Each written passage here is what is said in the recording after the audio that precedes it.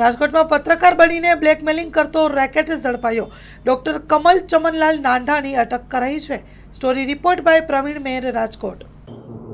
તારીખ 20/3/2026 રોજ રાજકોટ શહેર સાયબર ક્રાઇમ પોલીસ સ્ટેશન ખાતે એફઆઈઆર નંબર 16/2026 થી એક ગુનો દાખલ કરવામાં આવેલો હતો, જેમાં બીએનએસ કલમ 308(5), 308(4), 35(2), 356(3), 54 તથા 61 અને આઈટી એક્ટ 66E, 67 તથા 67A અંતર્ગત ફરિયાદ નોંધાયેલી હતી, જેમાં આરોપીમાં ડોક્ટર કમલ ચમનલાલ નાંઢા તથા અન્ય મળી અને કુલ 12 આરોપીઓ હતા।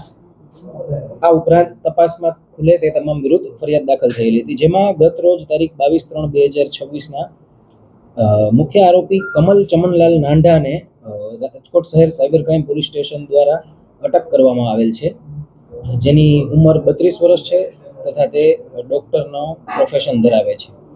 આ કમલ ચમનલાલ નાંઢાનો રોલ એવો હતો કે તેમણે આ કામના જે ફરિયાદી છે તેમના એક ક્લિનિકમાં પોતાનો પર્સનલ કેમેરો બલ્બ હોલ્ડરમાં લગાવી અને તેમના અંગત પળના વિડીયો રેકોર્ડ કરેલા હતા અને ત્યારબાદ તેમના પાસેથી પૈસાની માંગણી કરેલી હતી।